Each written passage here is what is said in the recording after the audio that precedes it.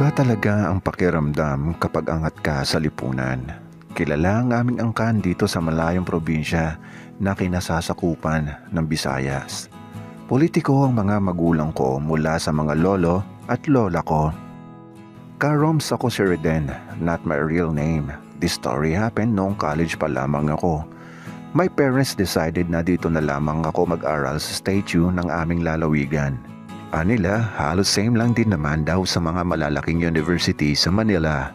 Isa pa, hindi daw nila ako mababantayan ng maayos doon. Nag-iisang anak lamang ako, Karoms. Matigas ang ulo ko. Lagi akong bagsak sa klase at madalas may kaaway. Naaayos lamang ang mga gusot ko dahil sa parents ko, kaya naman nakaabot na ako ng third year college. Isang umaga naglalakad ako sa pasilyo ng eskwelahan nang makarinig ako ng mga nagtatawa ng mga barkada ko. Isang bagong pasok na babae ang kanilang pinagtatawanan at inaasar at kinukulit dahil sa itsura nito. Nakasalamin ng makapalang grado, nakasuot ng dress na panglola, nakisali na rin ako sa pang-aasar. Ewan ko ba kung ano ang utak meron ako at tuwang-tuwa kami kapag meron kaming nabubuli. Halos araw-araw Lunes hanggang Biyernes, nakakatuwaan na namin ang bagong estudyante na yon. Hanggang sa nalaman ko ang pangalan niya, siya pala si Sheila, first year college scholar siya sa school. Anak siya ng mga magsasaka na nasa kabilang baryo pa nakatira. Hindi kami nagsasawang asarin siya araw-araw, pero kahit anong gawin namin pambubuli sa kanya, hindi siya naaapektuhan. Araw-araw pa rin siyang pumapasok sa school. Punong-puno ng positibong ugali, desididong mag-aral at makapagtapos, hindi siya nagpapaapekto sa mga pambubuli namin sa kanya. Isang araw pauwi na kami ng barkada ko na daanan namin siya na naglalakad. Medyo malayo na ang nilakad niya dahil malayo na ang school namin. Sakay kami ng kotse namin noon, bigla namin siyang binusinahan ng malakas. Nagulat si Sheila at pininahan pa namin siya. Nahulog siya sa kanal. At dahil kauulan pa lamang noon, nabasa at napuno ng putik ang kanyang mga gamit, pati na rin ang kanyang suot. Habang papalayo ang kotseng sinasakyan ko, natatanaw ko sa side mirror ang itsura niya na basang sisiw. Hindi man lang ako naawa. Nagtatawanan pa kami ng mga barkada ko.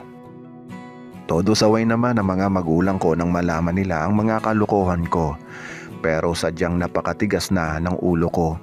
Hindi na nila ako kaya.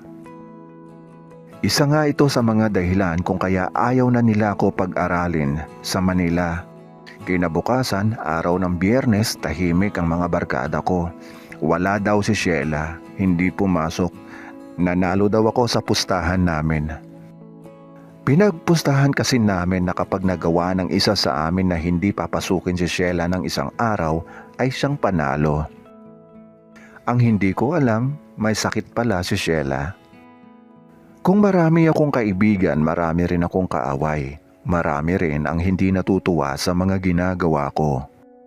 Araw ng Lunes, hindi pa rin pumasok si Sheila, pero wala naman ako pakialam dahil pambubuli lang naman sa kanya, alam namin.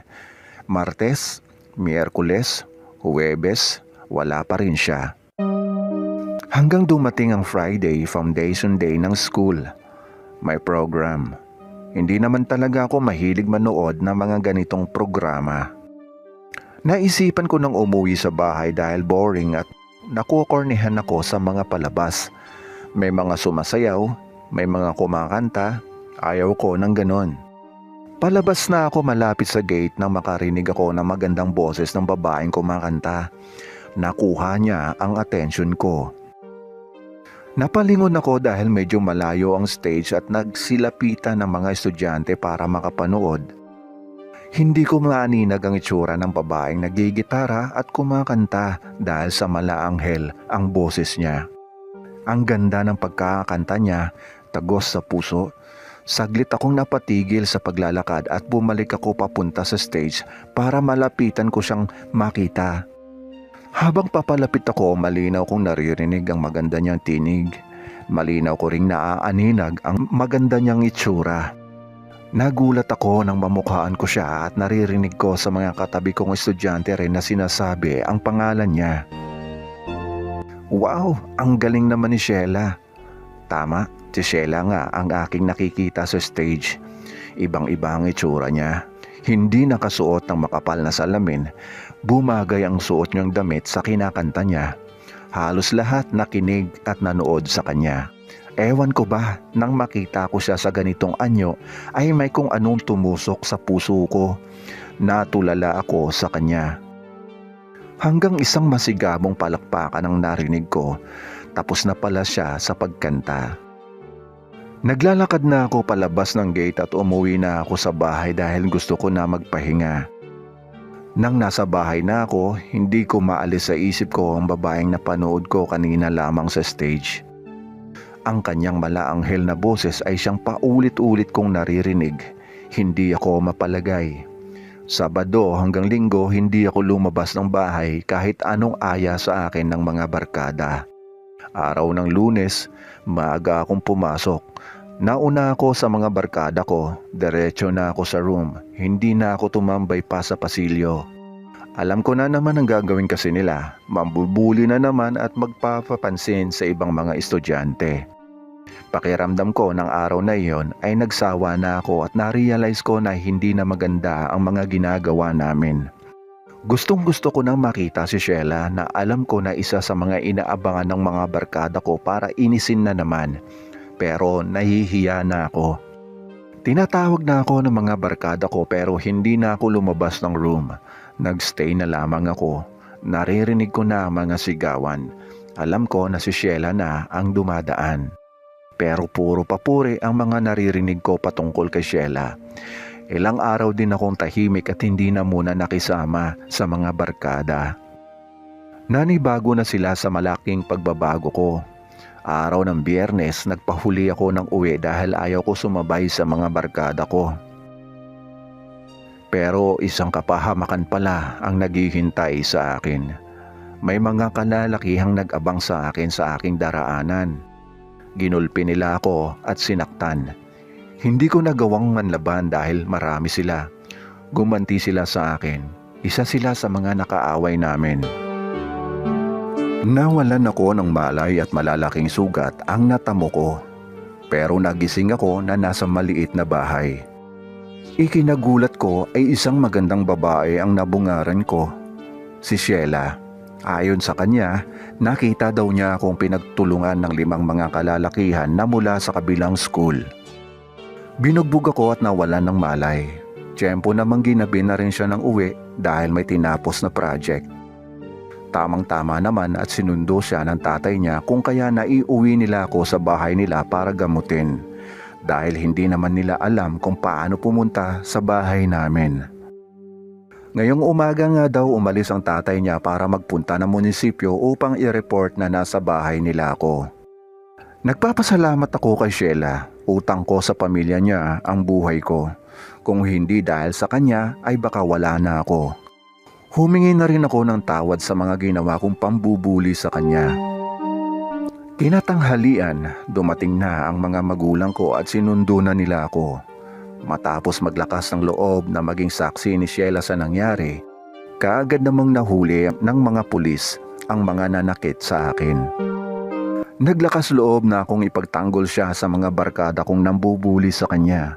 Unti-unti ko siyang nakikilala. Kaya pala siya nagsisikap na mag-aral upang maiahon sa hirap ang buhay nila. Siya lamang ang pag-asa ng pamilya niya. 2 silang magkapatid at maliit pa ang kapatid niyang lalaki. Araw ng Lunes, hindi ko nakita si Sheila. Miyerkules na uli siya nakapasok. Ayon sa kanya, sumama daw ang pakiramdam niya, kaya nagpagaling siya. Sobra akong nag-alala kay Sheila pero nang makita ko siya ay okay na uli. Madalas niya sabihin sa akin na pagbutihan ko ang pag-aaral ko, kung kaya yun ang ginawa ko. Natutuwa na ang mga professor ko sa malaki kong pagbabago. Lalo na ang mga magulang ko. Sinasabi ko naman sa kanila na dahil kay Sheila. Hanggang araw na naman ng Lunes hindi pumasok si Sheila dahil sobra na akong nag-alala sa kanya. Nagpunta ako sa bahay nila pero hindi ko siya nadatnan. Tanging ang nanay lamang niya. Kinausap naman ako at sinabing nasa ospital si Sheila at nagpapagaling kasama ang tatay niya. Habang tumatagal daw ay lalong lumalala ang sakit niya. Nalungkot ako sa nalaman ko. Mayroon palang chronic lymphocytic leukemia si Sheila. Inilihim niya lang pala ito sa school, pati sa akin. Kaagad akong nagpunta sa ospital upang alamin ang kalagayan niya. Mukhang huli na ang lahat. Nakausap ko pa si Sheila. Sinabi ko sa kanya na lumaban siya. Mahal na mahal ko siya. Lumaban naman daw siya pero mukhang hindi na niya kaya. Sabi pa niya sa akin, ituloy ko daw ang pagbabago ko. Mahal na din niya ako. Yun nga lang, hindi na niya kaya. Hirap na siya. Ginawa ko ang lahat pero hindi naman nagmatch ang bone marrow namin. At bago pa ako nakahanap ng donor, binawian na siya ng buhay.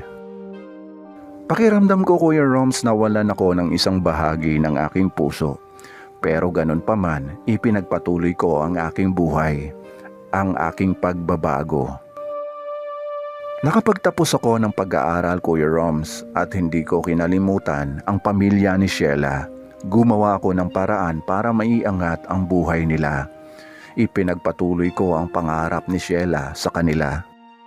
Sa ngayon, isa na akong mayor ng bayan namin. At ang isa sa mga ligasiya ko ay ang matulungang makapagtapos ng pag-aaral ang mga taong hirap sa buhay. Hanggang dito na lamang, Kuya Roms. Maraming salamat, Reden.